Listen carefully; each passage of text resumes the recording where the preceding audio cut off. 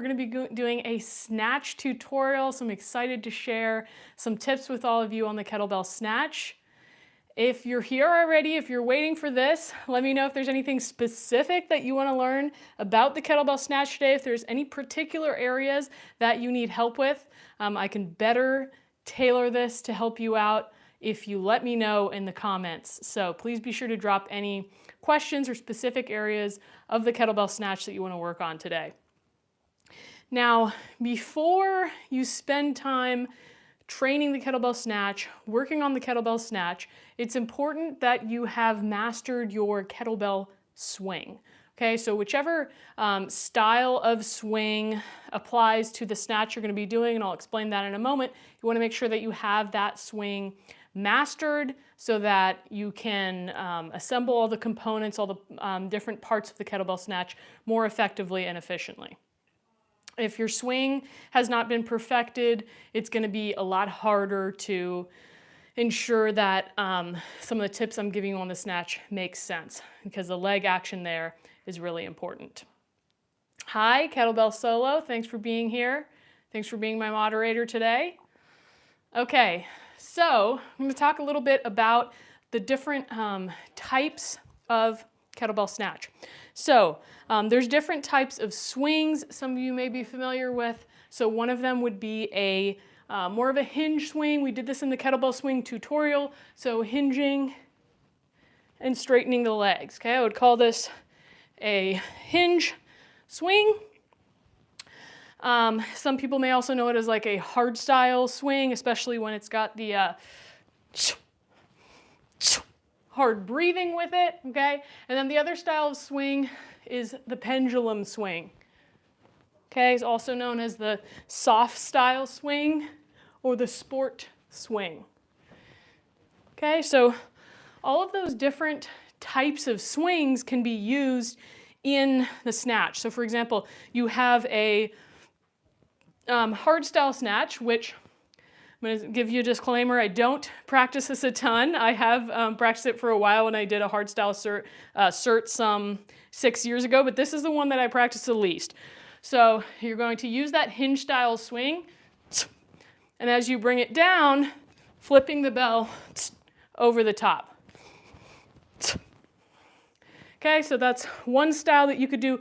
The other style, using that pendulum swing, which is the one that I've spent the most time practicing, it's the type of snatch you use in kettlebell sport competitions, would be the sports style snatch.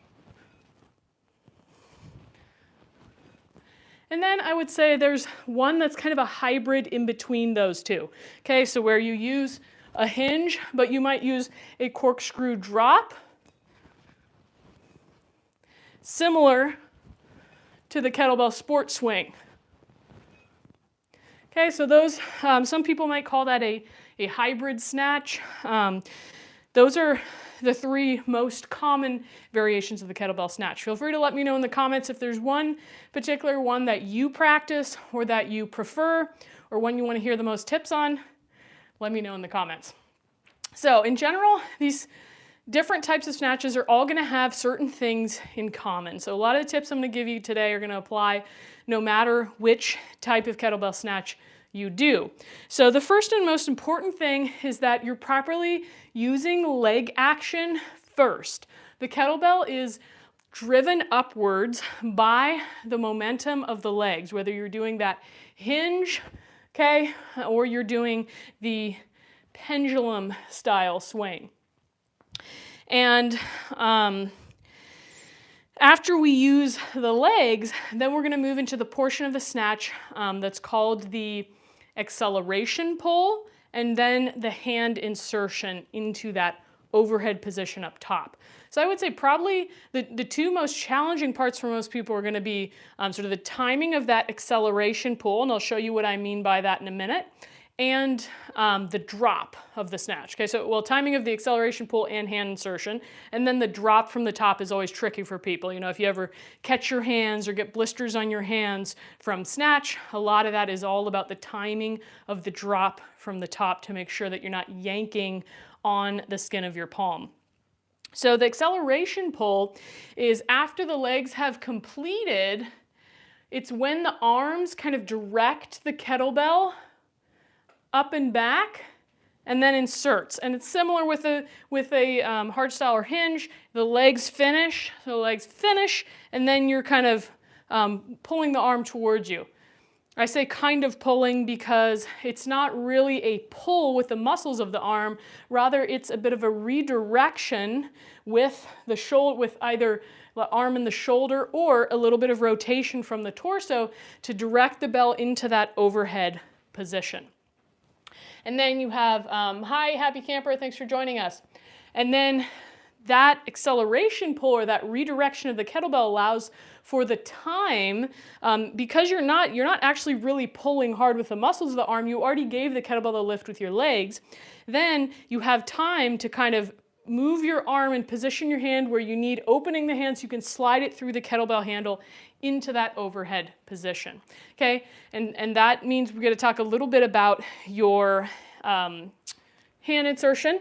Okay, so for kettlebell sport style snatch or clean, this is generally what I recommend in terms of your hand insertion through the handle. So hand in the upper corner of the handle. There's no space between the forearm and this side, so it's resting on the forearm here. So if it's like this, okay, too much space, the handle's diagonal across the palm and fingers are relaxed. This is ideally where you want to get the hand insertion into the top of the snatch. Now, if you're doing more of a hard style snatch, or sometimes if you're doing a hinge snatch,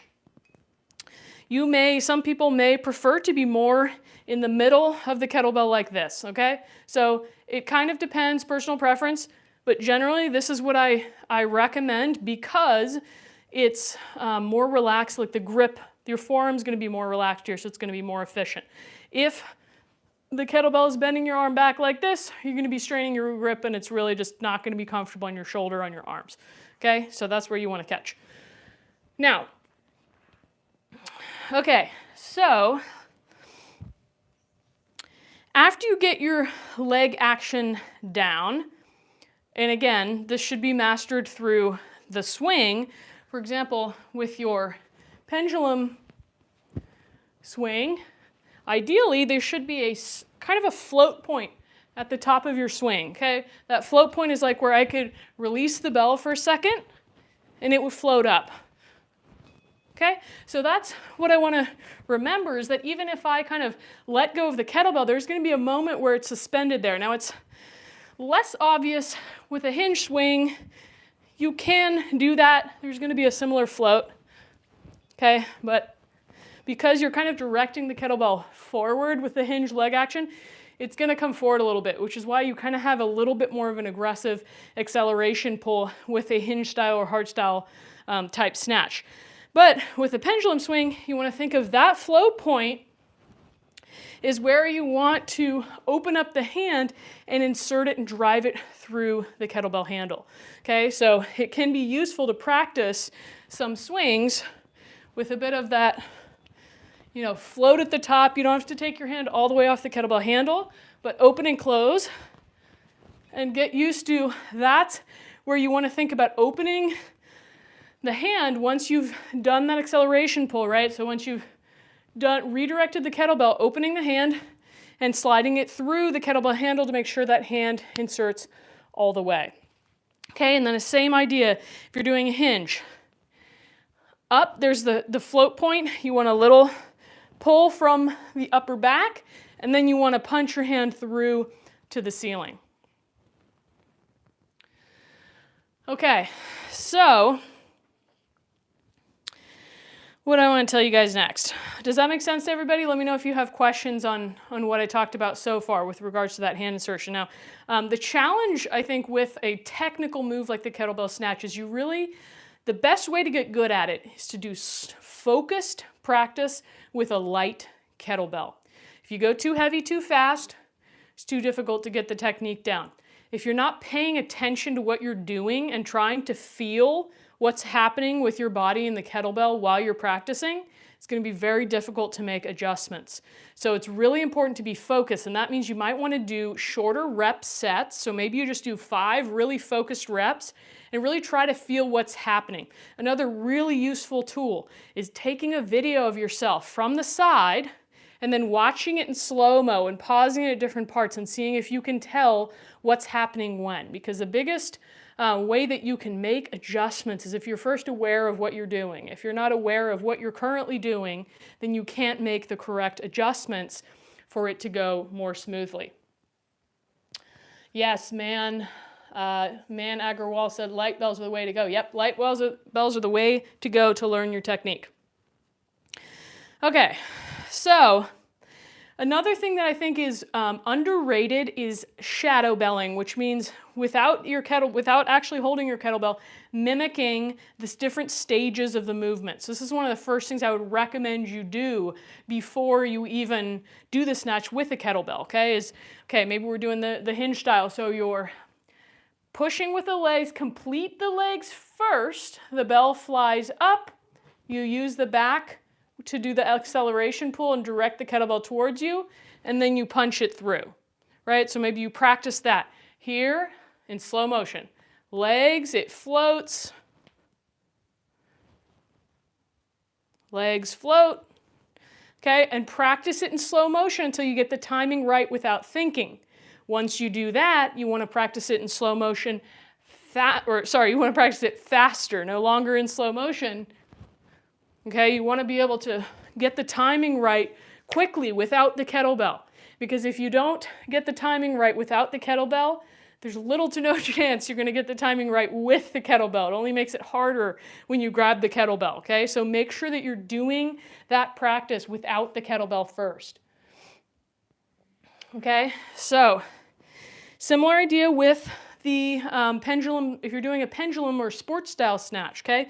Same idea, okay? You're pushing with the legs. Once you've completed the push, there's a little bit of rotation as you do the acceleration pull and then glide the hand in, okay? So on this side, it would look like this. You finish with the legs, shift to one side, and then shift back under the kettlebell. So something that the pendulum style snatch or sports style snatch does that the other snatch doesn't is there's more of a weight shift, okay? So you'll notice that I lean away during the acceleration pull and then I come back under the kettlebell, okay? And so with a hybrid style swing, you could do it either way. Because with a hard style swing, the idea is that you stay more straightforward, okay? So you pull the kettlebell down and you stay, as square to the front with your torso as you can. With a hybrid, you could do a mix. You could try to stay pretty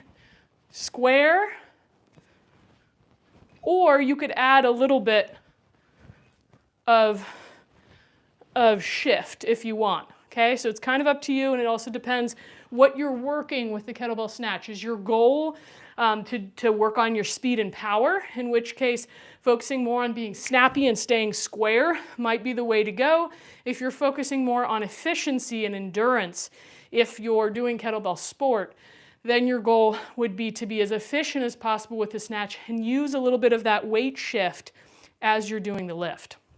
It's going to also tax your grip less. So again, which style you use depends on your goals and your personal preference. If you don't have a specific goal, you're just using kettlebells to stay fit, I would say it may be worth learning the different styles, seeing which one you like, which one feels better on your body, because there might be one style that feels better, it feels like you're getting more out of it than the other, in which case that would be a good style for you.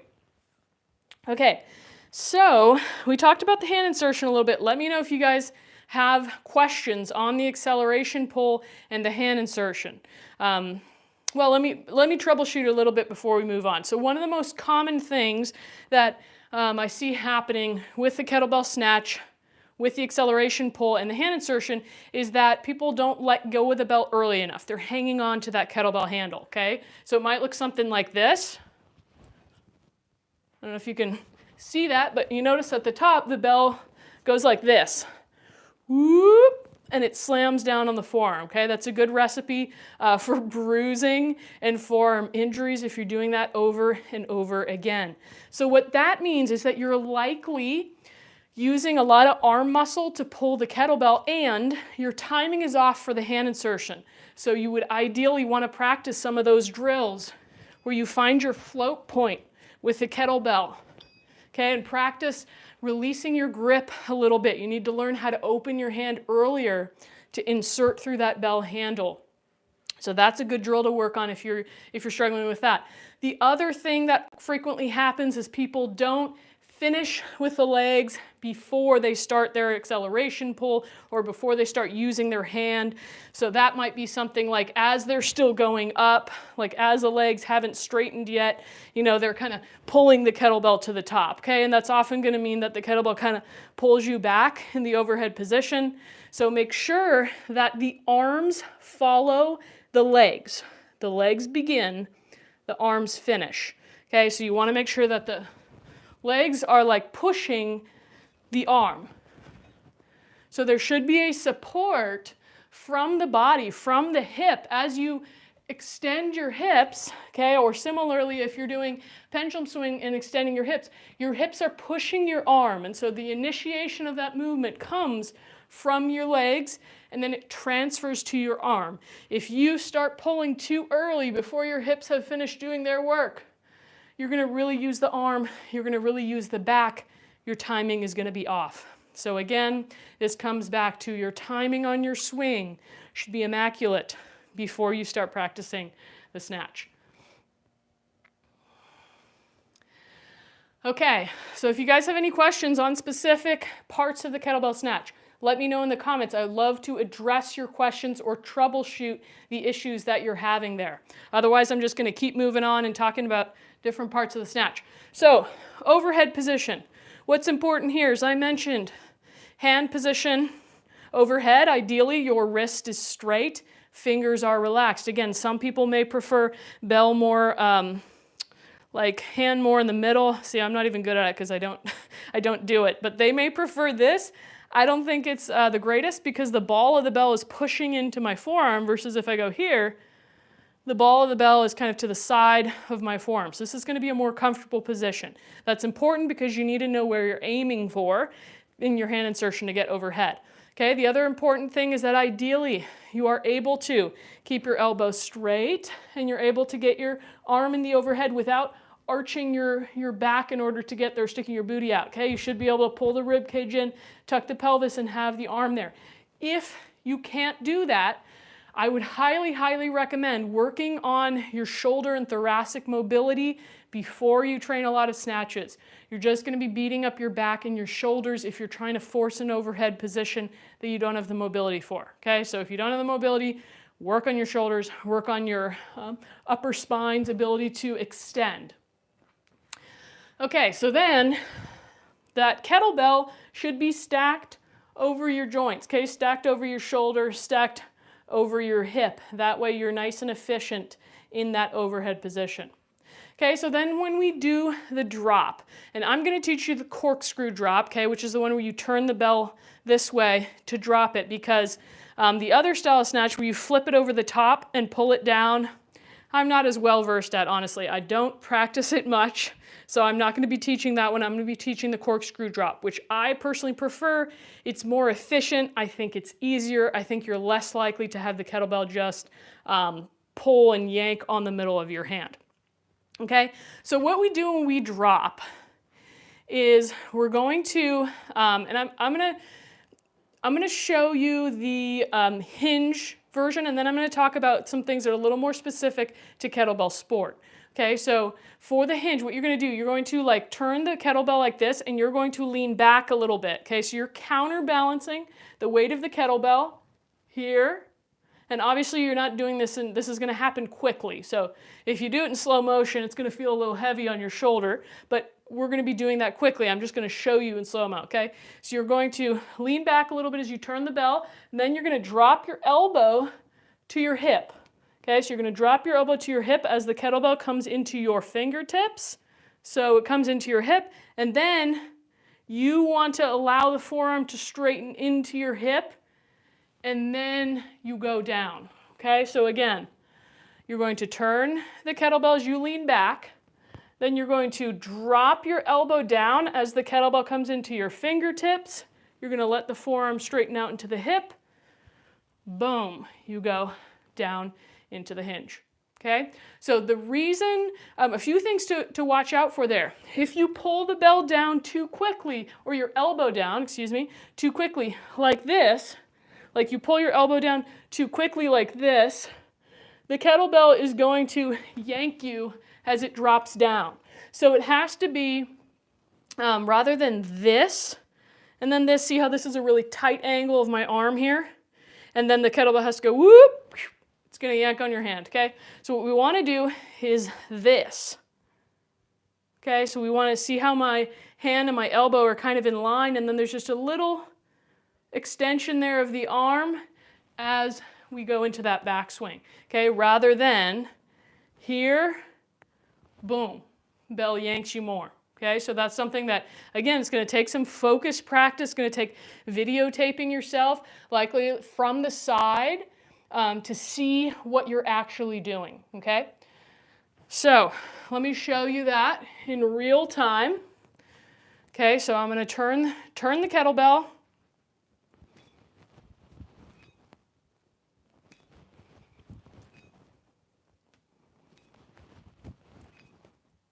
Let me know if you can see it there, okay? And the difference, let me show you the difference, okay? If I pull my elbow down too quick,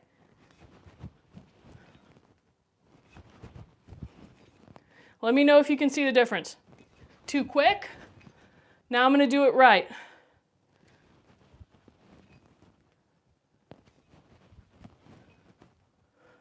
Let me know if you can see the difference. You can see that there is less yank on my arm, on my shoulder, on my back, and on my hand when I do it that way. Okay, and there's some more subtle things in here, of course, that as I briefly mentioned it, but as the kettlebell comes from here to here, the kettlebell is going to come from this position into your fingers. Okay, so when you catch the bell, it should be like this. We call this hook grip. Okay, so the kettlebell is in your fingers and the top of your palm, so it's not like this. You're not grabbing it like this. You catch it here with your thumb locked over either your pointer finger or your middle finger. I find myself often doing the middle finger. Supposedly it's stronger if your thumb wraps around that first finger, but it's a little bit harder for me to get there. Okay, so maybe it's between the two of them, on one of them. Okay, that's where you want to catch the kettlebell. That's going to prevent the kettlebell from sliding down your palm, pulling on your skin, and tearing your hand or giving you blisters. Okay, and so some of that happens because as you turn that kettlebell and you let it fall, you keep your fingers loose enough to allow the kettlebell to jump forward into your fingertips. Okay, the big challenge of learning these different aspects of the snatch is that it's such a quick exercise, and how you're supposed to make these adjustments, right? Well, you have to just, you have to focus on the first things first. Okay, so as I mentioned, the first things first is legs transfer to the arms. So the first thing you work on with the kettlebell snatch is making sure that your legs are transferring momentum to the arms and the arm isn't getting ahead of your legs.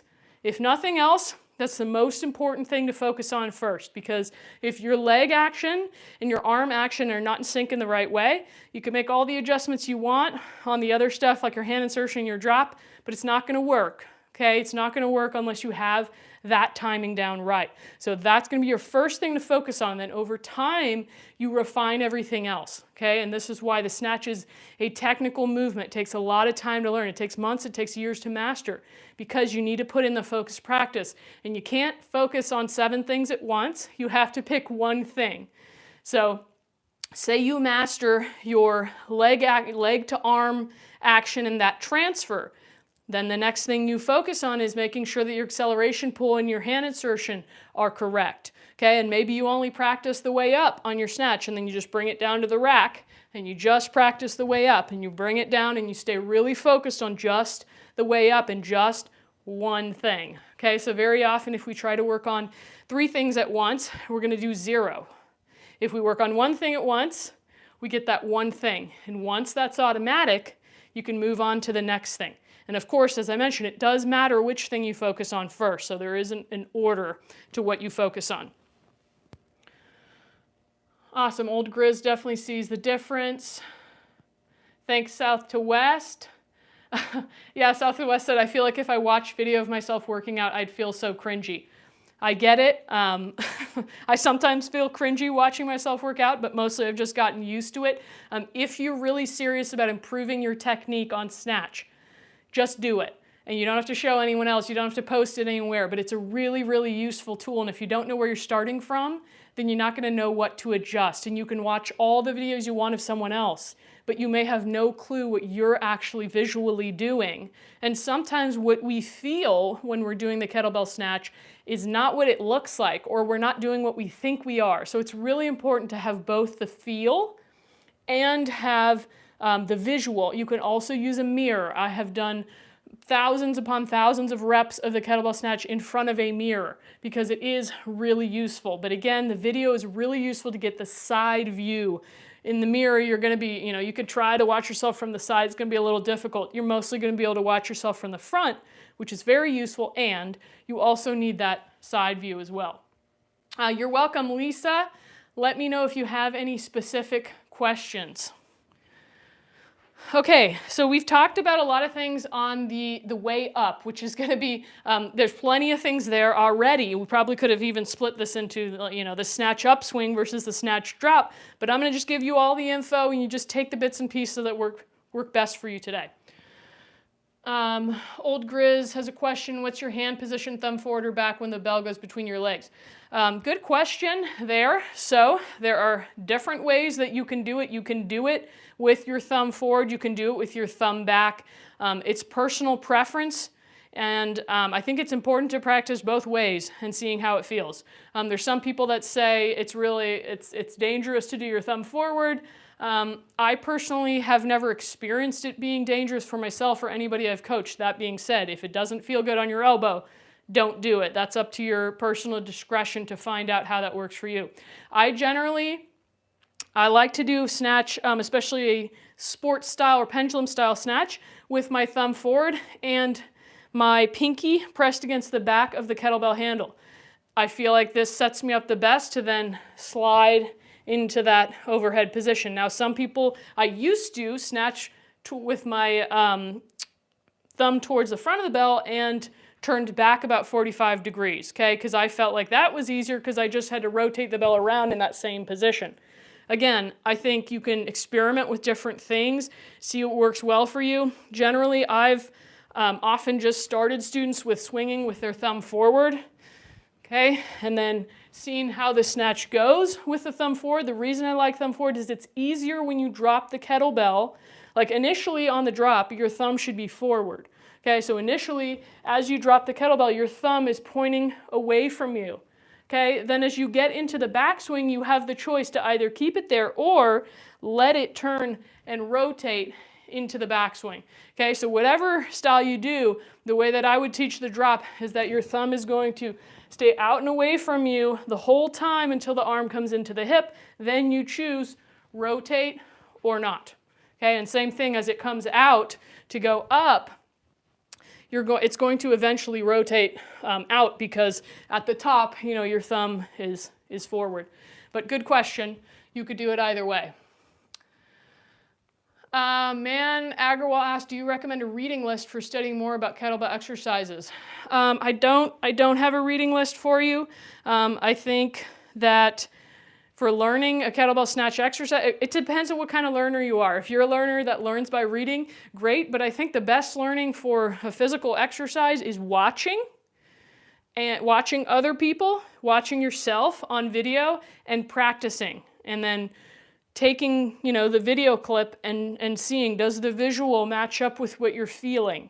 Okay, that's where the most learning is going to happen, in my opinion, to execute the exercise correctly. Is there reading out there to learn more about these different exercises? Probably. I don't have anything specific to recommend you. Okay, so for the kettlebell snatch drop, well, we talked about a portion of it already. Okay, so we had that let me talk about the way the sport style would be a little bit different. Okay, so rather than just turning the kettlebell forward, you're going to shift your weight to the opposite leg as you turn the kettlebell, and that's gonna, as you shift your chest back, that's gonna allow that kettlebell to just allow gravity to take it and for it to drop. Okay, so you're shifting away because in kettlebell sport, you're always counterbalancing the weight of the kettlebell. Okay, but besides that, it's mostly the same from what I just taught you. Okay, so you shift away, and that might mean that you maybe lift up the opposite heel. It just comes from deloading that hip a little bit from shifting away here. Okay, and then you have the same idea where you come to this, and then you let the arm straighten out into the hip, and then you go into that backswing. Let me know if you guys have questions on the drop and on the backswing. Okay, there's a lot of things we can unpack there. Another reason why this relaxed position, relaxed finger position, I like to tap my fingertips to the handle and create a little basket here. Okay, so that when I turn and drop the kettlebell, I'm going to think of that handle is going to drop right into that basket that I created with my fingertips. It's going to create more of a sense of safety to let the kettlebell kind of come into those fingertips versus if you're like this. First of all, this is a more grip intensive position here. It's not as comfortable. But if you turn, you kind of feel like the kettlebell is just going to slide right off your fingers, right? If you're here already, you know that when you let the kettlebell drop and kind of let it skip out, that little basket is ready for you to catch the kettlebell handle. Now, the other thing that's really important is that you're absorbing the weight of the kettlebell with your body and with your legs when you're dropping it, okay? And what's most important there, patience. This is a tough one for a lot of us. You need to be patient. Even though the snatch is a quick movement, in certain areas of the snatch, you actually need to wait longer than you think you do, okay? So when you rotate the kettlebell, you let that arm drop, you lean back a little bit, you let the arm come into your body, you let your forearm straighten out so that your hips and your body absorb the weight of the kettlebell, okay? If you're doing more of a hinge style, you might be here, and then as that arm straightens out, you go into your hinge. If you're doing a sport style snatch, okay, here, and then you're going to bend your knees, drop your knees forward as you absorb the weight of the kettlebell, and then you go into that backswing. So really important. If you guys have been following my YouTube channel for years, if you've been following it for a decade, you have probably seen my video where I talk about the red zone. Okay, so the red zone, what I call the red zone is the space between your arm and your body. Okay, if you have a big red zone when you drop the kettlebell, for example, if you drop the kettlebell and you start to hinge forward before your arm has straightened, there's a big gap here. That's the red zone. Red zone, bad. We don't want red zone. Why? Because if we're here, we're absorbing the weight of the kettlebell with the shoulder, the back, your lower back. You're not efficiently absorbing the weight of the kettlebell. So you want to eliminate the red zone before you go into your backswing. Okay, so you want to eliminate the red zone, eliminate this space, and that's going to allow you to much more efficiently catch the kettlebell. That's going to prevent you from tearing and blistering your hand. Okay, so that's really crucial, is keeping that kettlebell close to your body, eliminating the red zone. Okay, Lisa had a question. Is there a difference between the snatch for sport versus hardstyle? Absolutely. Okay, so the hardstyle snatch is going to be using a hinge. Okay, hinge. Okay, and generally, not all the hardstyle practitioners, but most of them flip the kettlebell over as they pull their elbow in. So it flips all the way over the top, okay? Versus this corkscrew drop comes from kettlebell sport, okay? And the kettlebell sport snatch uses a sport or pendulum style swing. So this kind of leg action, okay? Sport style swing also uses more shift from side to side and more rotation. Okay, so I'm going to shift and come back under the kettlebell. Okay, again, the difference between a hard style and sport style swing. Hard style swing is more for speed and power. A sport style swing is for efficiency and endurance. So they're different modalities, different ways to swing the kettlebell. They both have their benefits. Again, if you're doing kettlebell training just to get fit, just to get strong, you don't have a specific goal with it, you could do either style. I think of them as different exercises altogether. Try them both, have fun practicing them both, see which one you gravitate towards, which one appeals to you more. And practice that one for a while, and then maybe later on you can try the other one as well. So I would recommend thinking of them like two totally different exercises.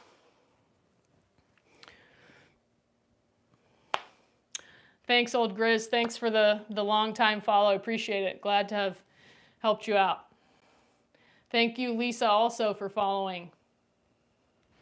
Any other questions on the snatch drop specifically, or other questions around the kettlebell snatch? I can also talk about breathing and the way that you can most efficiently do your breathing pattern. It can be very, very helpful, in particular for specifically like a hard style if you're trying to work on your speed and power, or if you're doing sports style, that breathing pattern is very important as well because it's going to affect the fluidity, your ability to kind of flow with the movement. So let me know if you guys have specific questions, drop those below. So if you're working on a hard style snatch, it's going to be similar to what you would do with a hard style swing. Okay, so hard style swing, you're going to inhale in the backswing, exhale, and that's going to help you, contract your abs, contract your glutes. Okay, so the swing is going to be, okay, we're going into the snatch. Same idea. In the backswing, you're going to inhale on the way up. Okay, then you're going to take an inhale as the kettlebell drops down. Like, no. You can see I don't do hard style as much.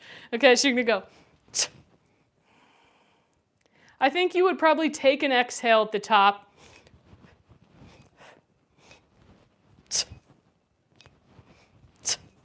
You probably are going to had to do a few reps to get it there. You're going to inhale, exhale, and then you're going to inhale again as you drop down. Because you're moving so quickly, you don't really need an extra breath, versus in sport, you may actually take a breath and hold at the top, okay? So you're going to go, exhale as you come up, inhale down. Okay, so it's going to be quite quick, quite powerful. Generally, it's like an audible breath. That's going to help you kind of activate your core. Again, with more of a hybrid style, hinge style, you don't necessarily need to be doing a real aggressive breath, in my opinion. It's not necessary. But thinking about inhaling back, exhaling on the way up.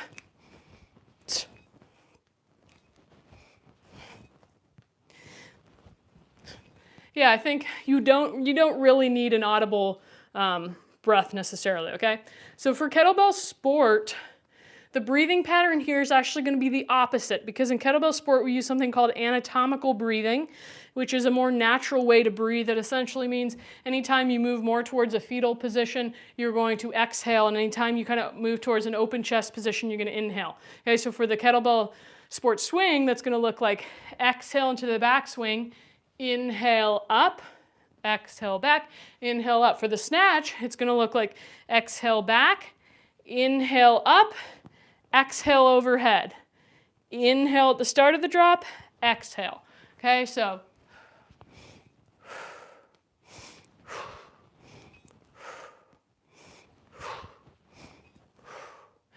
more relaxed style of breathing, because generally, if you're doing kettlebell sport, you're going for endurance over time.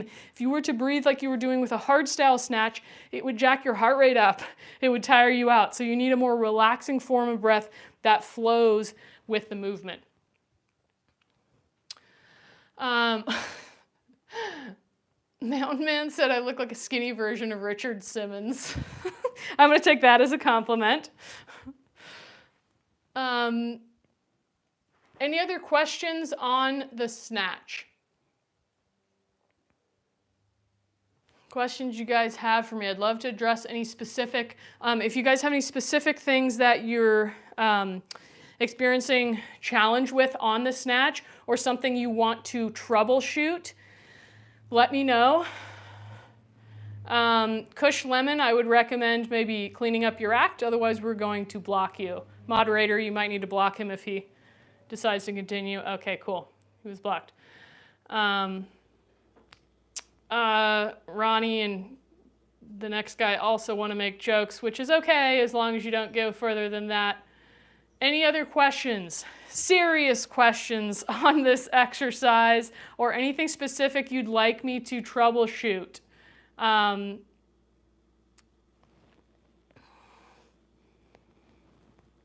Okay, Louie, thank you. When do you know it's safe to go up in weight? That's a good question. So I would say, first of all, if you're not sure, it's probably best not to go up in weight. I would say you absolutely should master the technique before you go up in weight because, well, there's a caveat there. Sometimes if you're practicing it, you're feeling pretty good about it, it can be useful to jump up a weight and see how it feels, because when you jump up a weight, it will actually magnify any mistakes that you're making. So especially if you take a video from the side, okay, I'm gonna go up a weight and see how it looks, it's gonna magnify any errors that are happening. So it can be a useful learning tool as long as you don't jump up too heavy. Like maybe you're practicing with just a 20-pound kettlebell and you go up to 26 or 30 and you just do a few reps to see how it looks. That could be something useful, but I would not recommend that until you at least feel like you have mastered the basic elements, okay? So you've got the proper leg to arm action, you've got the hand insertion timing feels pretty good, your drop feels smooth, it's not yanking on your hand. So as far as a timeline, I don't really have a timeline for you because some people will happen faster than others, but I would recommend either having like a coach sign off on your form and saying, hey, you know, you've got the snatch, you have a qualified coach who can exemplify good snatch technique themselves and they're able to watch you or coach you and ensure that you're there, or you feel very confident that you're ready, there's no discomfort, you feel like there's not a question of, am I going to hurt myself going up in weight, right? You should feel like the components are there. It should feel good on your body. If you're feeling any nagging strain or pain in your back, your shoulder, anything like that, probably not time yet. Yes, Ronnie, we're talking about kettlebell snatch only because, well, I'm not an expert at the barbell snatch and I don't have a barbell. So I'm in particular focusing on the snatch. Why are men so much stronger than women? I don't know if that's a serious question, but have you ever heard of testosterone? You're welcome, Louie. Hope that helps. Nurhan, you're new to exercising for the kettlebell. For women, which weight should we start? Great question. So when you're first starting, I would recommend starting with 5 to 15 pounds, depending on whether you've done strength training before, if you're just restarting exercise, you know, if you're starting completely new, or you're just returning to exercise after some months or years off, I would say start with 5 to 8 pounds. Start light. You don't need a lot of weight. I would not recommend starting with an exercise like the kettlebell snatch because it's quite an advanced exercise. I would recommend starting with some of the types of exercises I teach in kettlebell solo classes and programs. So we teach really foundational kettlebell work that's perfect for beginners, great for advanced lifters too, but really, really great for beginners to get started. I'll drop the link there. You can also look at our YouTube channel, and we have a lot of sample classes there, and those are best done with a light 5 to 15 pound weight to start. When you asked what was the sport snatch rhythm, could you clarify for me what you mean by rhythm? Do you mean like the timing of the different aspects, or you mean the breath?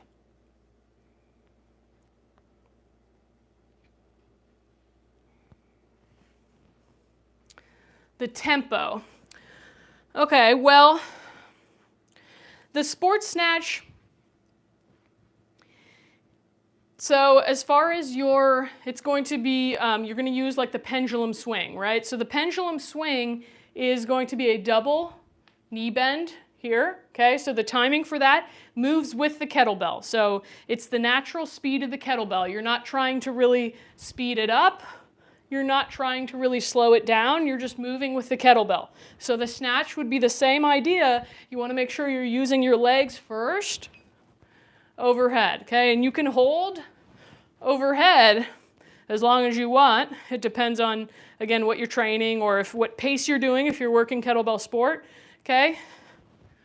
But generally, it's going to be a bit of a slower tempo than the other style. Now, your breath is going to help you set the tempo, okay? So if you're taking just one breath overhead, it's going to look like this.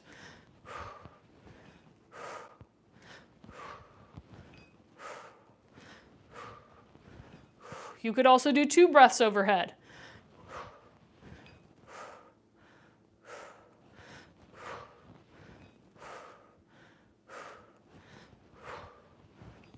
Okay, so you could adjust that to whatever pace you want to do. Hopefully that answered your question, Wan. If not, let me know what you mean. I'd be happy to clarify.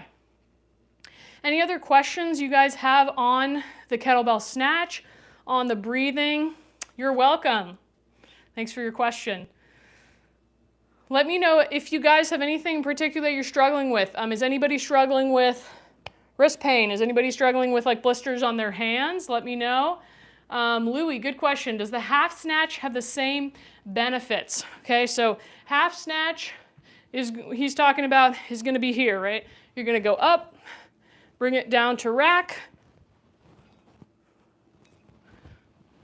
Oops, I dropped it. I'm used to doing the full snatch. Okay, so you're coming down to rack each time.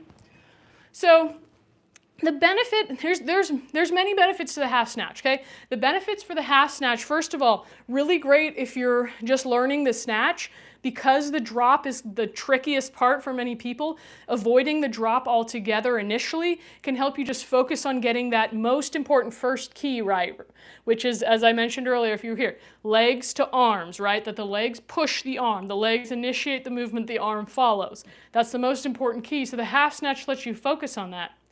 And eliminating the drop, I would say one of the main things that does is you don't have to worry about tearing your hand. So if you're having trouble with tearing your hand, I would say the half snatch has a lot of the same benefits, because you're still getting the aspect, like I feel like the way up is the part that really gets your heart rate up, and then it allows you to kind of rest a little bit on the way down. So what you're missing by doing the half snatch is it's not as intensive on your grip, but you're still working your grip. So it's, unless you really want to focus on building your grip strength, you could absolutely do the half snatch in place of the snatch. Yeah, Louis, I would say it's a great place to focus your efforts and your energies, because it is also a little bit easier, and you can kind of pause in the rack and sort of think about your next rep before you drop. And again, that goes back to that really focused practice. Having that pause in the rack position allows you to think about that a little bit before you do your next rep. So absolutely has almost all the same physical benefits as doing the drop. It flows a little bit less, like it doesn't feel as good in the flow of it without the drop. But if currently the drop is causing some discomfort in your hand, that might be interrupting your flow anyway. So maybe you could work on, doing kind of your workouts with the half snatch. Maybe you feel comfortable going a little heavier with the half snatch, and then you can do your focused work with a very light kettlebell to get the technique down on the drop. Thinking again asked, is it normal to have sore lats after doing snatches? That's a good question. I wouldn't say that I normally have experienced sore lats, but you could be using a little bit more upper body than you need to. That may be why your lats are sore, or it might not necessarily be a bad thing. But I would take a look. In order to know that, I would say I would need to look at your technique. It's not inherently a bad thing to have sore lats, and you probably want to take a look at your technique. Any other questions you guys have for me right now on snatch, or any specific problems that you're experiencing when you practice the snatch? One thing I do want to mention is you don't necessarily need to practice the kettlebell snatch if you are not a fan. okay? It can be a fun exercise. It takes a lot of time to master it. As you've heard in this little video, this is just a small snapshot. Really, all the elements I'm talking about are not something you would learn in one day. If I was working on training a client, I would not teach them all these things in one day. No, way too much. I would teach them, we would work on one thing, you know? If we had mastered, the swing would be mastered, and we would be working just on the timing of the upswing likely, or just getting used to doing some overhead holds, getting used to the overhead position. And we would slowly, you know, week after week, we would check in with what we worked on the last week. And if, you know, if that looked good, if that was ready to go, we would add a layer. But generally, this is something that you would be working on over a long period of time. And if you don't feel like doing that, if that doesn't appeal to you, for some people it appeals, they love it. When I first started kettlebells, I loved learning the technique. I was obsessed with it. I would practice with a light kettlebell all the time. If you love that, awesome, the snatch is an exercise for you. If you don't, I personally don't do the snatch in my own training, haven't really for the last 5 or 6 years. It doesn't feel great on my body. It used to, I did way too many of them. And so now I practice other exercises, so you don't necessarily need to do the kettlebell snatch in order to get a great workout with kettlebells. There are many other exercises, as I linked below. YouTube, our Kettlebell Solo channel will show you the types of workouts that I do these days that don't involve kettlebell snatch. No, I do not do boxing. I'm sorry to hear that you broke your back, YM. Hopefully you're able to get back to some basic trainings now.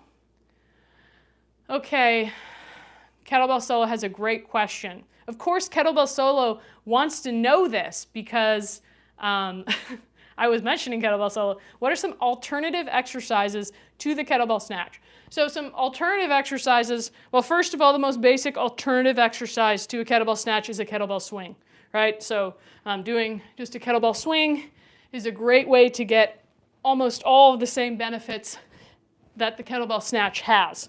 Okay, besides, obviously, you're not doing the overhead position with that, but you could also do some overhead holds, okay? Some exercises that you could do rather than doing a snatch that would have a similar conditioning effect for your legs and your arms would be something like a pulsing thigh rainbow, okay? So this is really basic, no technique required, but it's a great way to work your legs and your arms.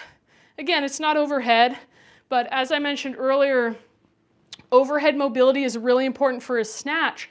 Not everybody has overhead mobility, and if you don't have it, it's best not to force a very dynamic exercise in the overhead position. You're going to be straining your shoulders and back. It's best to work on your mobility before you do something like that. The other exercise is similar. It's a pulsing, it's like a thigh-shoulder rainbow. So what you do is here, okay, this you can get a little bit more of the elements that you would get with the kettlebell snatch, but it doesn't require the same amount of overhead mobility, but it's working your shoulders and triceps just like a snatch would. So those are just a couple exercises you could do in place of a snatch. Eshwar, no, this is not CrossFit. Yes, it's kettlebell training. You asked, what's a good beginner movement for strengthening the core? My most basic exercise that I highly recommend if you're trying to strengthen your core is the pelvic tilt. Okay, so just a standing pelvic tilt where you learn to just isolate your pelvis. Okay, really basic, but learning to activate your lower abdominals to tuck under, glutes relaxed. Okay, so just basic pelvic tilt is a great place to start. Besides that, most kettlebell exercises train your core. For example, a goblet squat trains your core and your legs. You're holding the kettlebell out. A shoulder rainbow trains your core and your arms. Okay, so there's a lot of great kettlebell exercises that you can do to strengthen your core. The other one, great basic core strengthening exercise, around the body handoff. Excellent one, also helps you with balance. Another one would be an A-turn handoff. This is another great one for your core. Good question. Algar, no, I don't take testosterone. that's a personal question. What if I don't want to answer that? Any other questions you guys have about kettlebell training, the snatch, anything you want me to troubleshoot? Anybody get blisters on their hands when they're doing the kettlebell snatch? Need tips on that? Hi Suraj, thanks for joining. Eshwar, yes, the farmer walk is a great exercise for your core, absolutely. Single arm farmer walk, great one as well. Weigh-in said blisters at rep 30-ish. Yeah, so some of that maybe as the form starts to go or just building up your hand endurance there. Kettlebell Solo said, can you discuss hand care? Okay, something that is important, especially if you're doing a lot of snatch training, especially if you're doing kettlebell sport, you may get calluses on your hands. It's important to kind of shave down your calluses now and then. If your calluses get too thick, the kettlebell handle will kind of catch on those and like tear them open. So it's good to like file down your calluses and make sure that they're laying flat on your palm. Steve Perez asked, what kind of workout program do you do? Steve, do you mean what do I do personally or what do I teach? Although in this case, it's actually mostly the same. So I personally, my workout program mostly includes kettlebell solo training. So I do that 2 or 3 times a week. That's training with a light to moderate kettlebell. I showed you a couple of the exercises like the thigh rainbows, shoulder rainbows. So we do basic foundational kettlebell exercises, functional kettlebell exercises that work your entire body. I do that 2 or 3 times a week, and then I do like calisthenics and handstand training. I also use the stall bar and the rings here, so that's one of my other favorite modalities I like to train. Kettlebell Solo is actually also a membership that you can join where I teach classes and programs for all levels, so you can check that out if you're interested. Yes, south to west, you're right. These vertical streams do attract some oddballs. Luckily, I've got Kettlebell Solo as my moderator today. Eshwar, usually peel your calluses off after a hot shower. That's a good way to go. That is a very good way to go. Any other questions that you guys have for me? Well, here we got another strange comment. Hi, Calcium. Thanks for joining.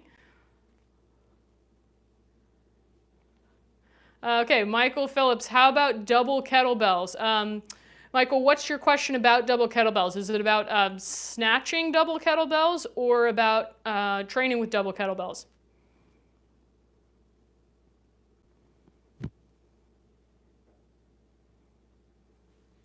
I think Penny might need to be hidden. Thanks, Kettlebell Solo. Well, I'm going to address Michael Phillips' question as best I can. Double kettlebells. There is such a thing as a double kettlebell snatch. I don't recommend it for most people. It can be quite tricky to navigate the kettlebell snatch with 2 kettlebells. If you are going to do it, I would highly recommend a half snatch. Okay, Michael said, when should someone start training doubles? That's a good question. You don't necessarily have to train double kettlebells. You can get a great workout with single kettlebell. Most of the training I do is with a single kettlebell. You can do double kettlebells. The main reason to do double kettlebells, in my opinion, is adding weight. Okay, so you want to add you want to be lifting heavier. With a single kettlebell, there's only so heavy you can go up to, depending on like what weights you have available, and for certain exercises it might become not as doable with one kettlebell. For example, with a goblet squat, it might become a lot heavier to hold one versus to load up a lighter kettlebell on each side. So it's a way to load up heavier weight. So again, as far as a timeline, I can't give you an exact timeline, but and it depends on where someone's at. So if someone's completely new, I would highly recommend taking it slow, setting a really solid foundation of technique, allowing joints, tendons, ligaments to adapt. So 4 to 6 months with a fairly lightweight kettlebell. You can make progress in different ways than increasing the weight of the kettlebell. So 4 to 6 months, light to moderate weight, just really setting that foundation. After that, it depends like what somebody's goal is, but if you're further beyond that, you can start to work on loading up a little bit more. So maybe you start to load up your weight with single kettlebells, and then add the doubles. I don't think doubles are necessarily so much more complicated, but it depends on which movements you're doing. So for example, a double kettlebell front, like a front squat, this is not super complicated to do with 2 versus 1, but something that is a lot more complicated to do with 2 versus 1 is a clean. Okay, this is going to be a lot more complicated. It's a different technique required. Something that's pretty simple to do with 2 kettlebells. Deadlift, right? So another one that you could go to earlier on than, say, a double clean or a double snatch. So depends on the exercise and depends on where you're at. In general, I say, when in doubt, don't go up, because it's not worth serving our ego because we want to lift heavy if we're going to end up tweaking something or injuring ourselves and having to step back. Personally, I used to really push the weight when I was training. You know, when I competed in kettlebell sport, I was trying to lift as heavy as I could to get as far as I could. I always thought that the more I push myself, the heavier I go, the better results, the stronger I get. Now, I learned the hard way that that isn't necessarily the case. You can't just keep pushing, pushing, pushing. At a certain point, you're going to crash and burn. So it's important to have a strategy with regards to increasing your weight and intensity while allowing yourself periods of time to get back to your foundation and take it easy again. In my opinion, the best way to get lasting results is to stay consistent, which means that maybe 90% of your workouts are easy to moderate and only 10% of the time you're really pushing yourself, and that includes like loading up real heavy on the weights. Let me know if you have any follow-up questions to that.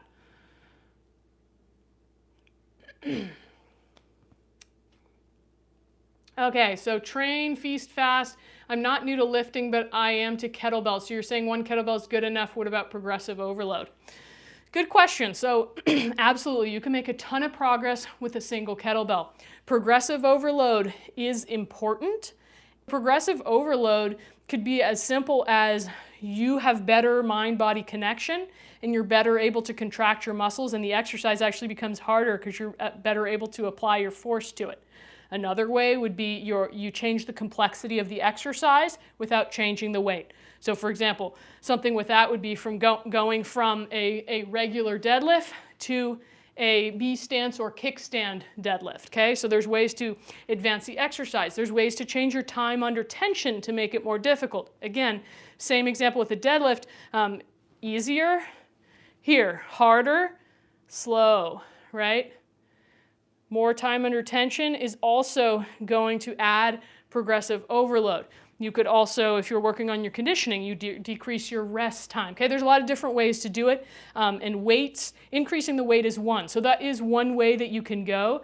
But for complete beginners, I would absolutely say don't look at increasing your weight as the first thing. I see that you're not new to lifting, so you may be able to progress a little bit faster with weight if you want to. You're welcome. Any other questions on kettlebell training, snatches?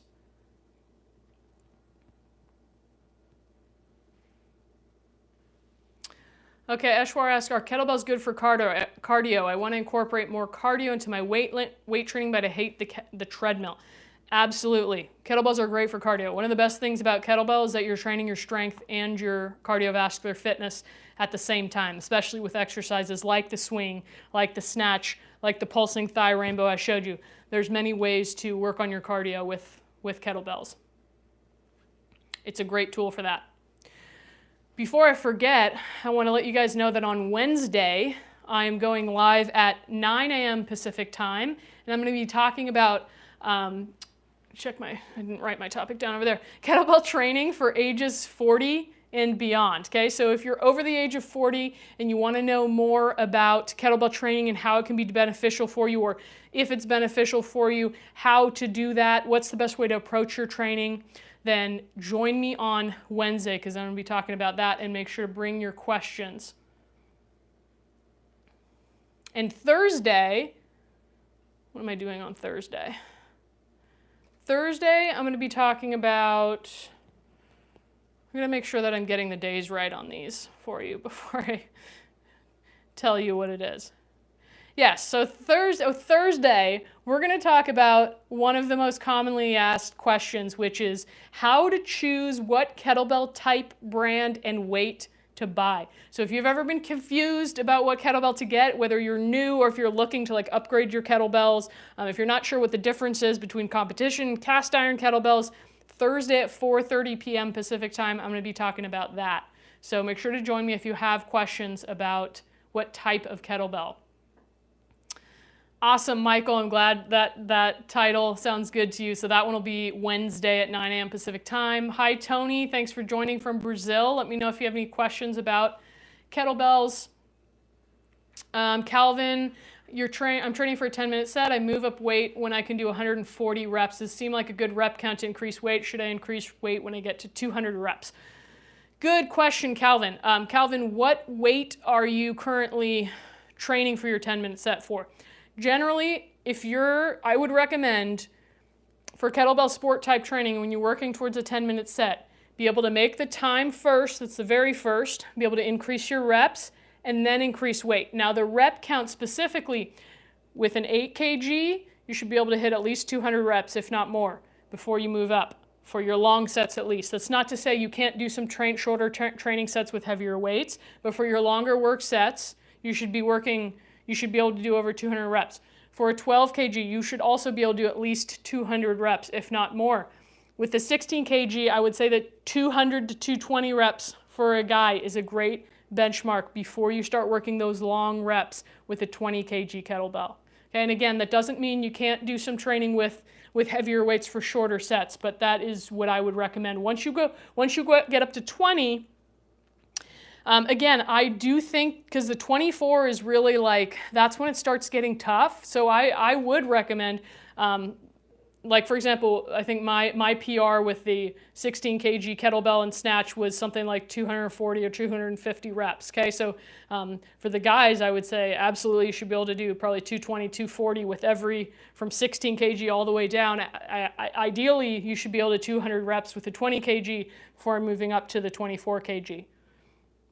And again, this also depends on what your goals are. If your goals are specific to competitions and hitting a certain rep count, or if you're just working for fitness, the answer may be a little bit different. Ian, that's not true that cardio only works first thing in the morning when your blood sugar is low. Works for what? Cardio is really beneficial for your heart no matter when you do it, whether you've eaten or not. In fact, you should definitely fuel yourself before doing cardio. Okay, Calvin, you're currently training for 200 reps at 16 kg. Yeah, that is a good goal.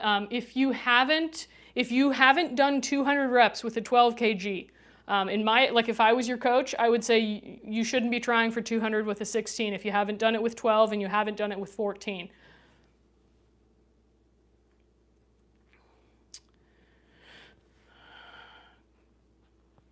Any other questions on kettlebell training?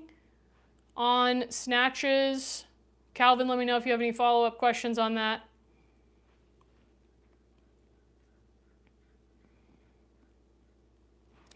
If you guys have suggestions, I always like to ask this towards the end of our lives. If you guys have suggestions for future lives you'd like to see, let me know. This was a requested live. I got a lot of requests for a snatch tutorial. So if you guys have any follow-up different topics within that, or if you want me to do another one, if you want me to talk about the clean, if you want me to talk about different specific exercises, let me know. I have a list. I add them to that list.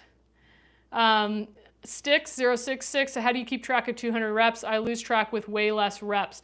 Generally, Sticks, for kettlebell sport training, you often do an RPM, reps per minute. So I often would just count each minute. Okay, so I would be going, if I'm trying to hit 200 reps, I know I need 20 reps in a minute, and then I would just start over again. So, and if you're in a kettlebell sport competition, you don't have to keep track because there's a counter in front of you that tells you what your reps are.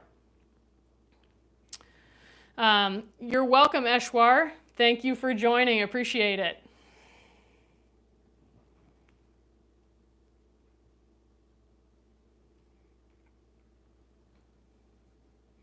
Any other questions? Hi, Geraldine. Thanks for joining. That's okay if you're joining late, no problem. We're happy to see you here. You said, do you have a desk job and find when you're standing or walking for long periods of time you get a lower backache, different posture? You were hoping kettlebell would have helped. Yeah, patience is key. If you haven't been doing kettlebells for at least, a year, give that some time to help you. And something I would recommend, if you're having back pain, maybe taking a look at what your normal pelvic position is. So for example, I used to spend a lot of my time, and sometimes still do, kind of like this, like I would stand and kind of dump into my lower back with my butt sticking out, and I didn't even notice I was doing it. Something that really helped me with that is the pelvic tilts, like the tilts. Geraldine, I know you've done some of the solo classes. So the tilts that we do like in the warm-ups, this is a great thing to do when your back gets stiff, maybe doing 10 to 20 reps. Okay, it's going to help release your back and kind of reset your pelvis position. So if you're not sure, when you're standing or walking, some people end up kind of tucking, like really tucking their butt under when they're standing, or they're kind of hunching over. So taking a look at what's your posture when you're working or throughout the day. What's your neck doing? Are you kind of here? We all kind of have to check that these days with our screens, gliding that chin back. So while exercising can be huge for helping with back stiffness or pain, it's also important to take a look at our posture that we're using in our day-to-day life and seeing what things might be contributing to some pain there. I know for myself, bringing awareness to pelvis position and doing pelvic tilt, strengthening my lower abdominal muscles, has really helped reduce my back feeling stiff when I stand or walk for long periods of time, as you mentioned.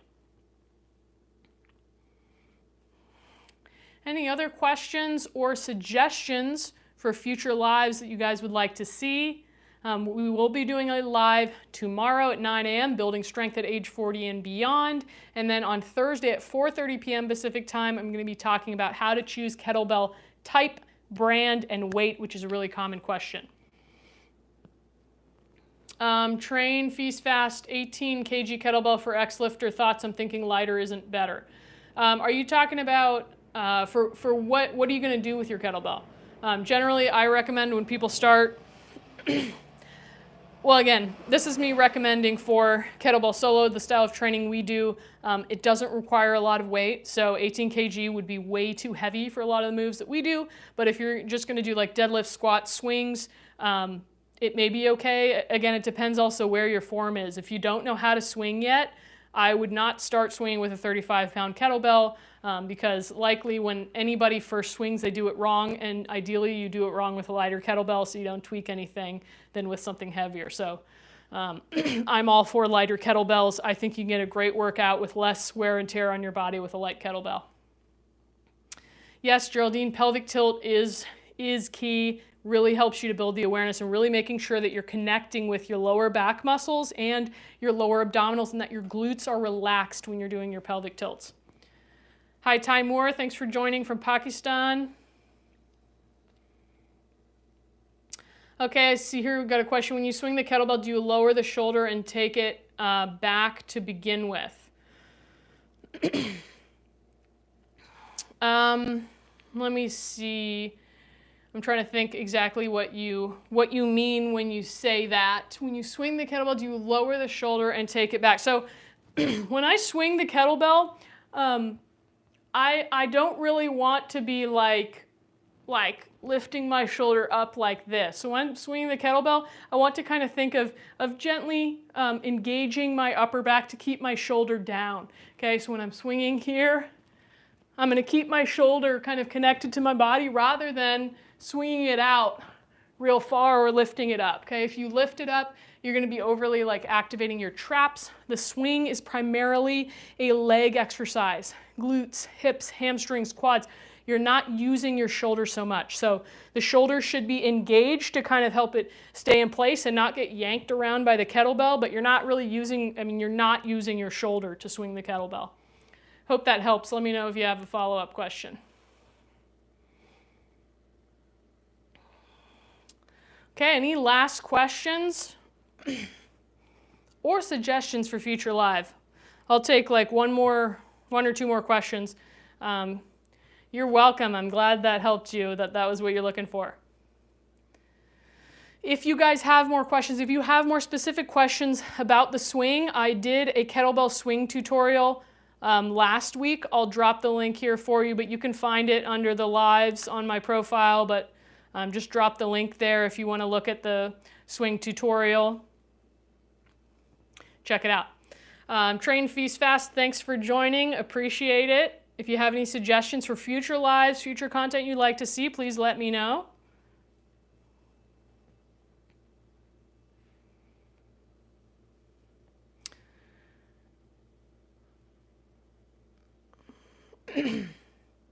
Calvin asked, I would like you to talk to people about how to get the kettlebell in the rack position without pain. That is a great question. I'm going to save that for a future live because it is a bit of a longer topic. We'll take a little bit more explanation, but that is a great suggestion. I'm going to add it to the list.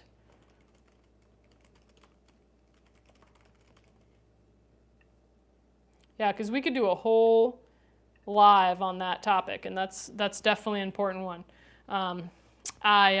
Your wife is scared to join because she's afraid it will hurt her. Calvin, have her check out. This is actually one of the reasons we created Kettlebell Solo, is because it decreases the intimidation factor with kettlebells. There's very little use of the rack position. We don't do any cleans or snatches. The exercises are quite basic but very effective, so that could be a good way to get her started with some kettlebell exercises that are less intimidating than snatches and cleans and all that. So check out our YouTube channel and our website and show her those. Thank you for subscribing. Appreciate it. Yeah, definitely check it out, Calvin. It's a great way for beginners to get started, regardless of how they want to train with kettlebells. That's going to be the way to begin. My partner designed that program, and that's what I teach through the programs and classes we have available there. There's a lot of free samples on the YouTube channel that she can check out and try. All she needs is a light kettlebell, 5 to 10 pounds to start, and she'll get a great workout. There's different lengths, like we have 5 to 10 minute classes, 15-minute classes, 30 minutes, 60 minutes, so you can choose whatever time frame you have available. Okay, well, I'm going to log off here. Thank you guys so much for joining me today. Be sure to join me on Wednesday at 9 a.m. Pacific time, and have a wonderful rest of your day.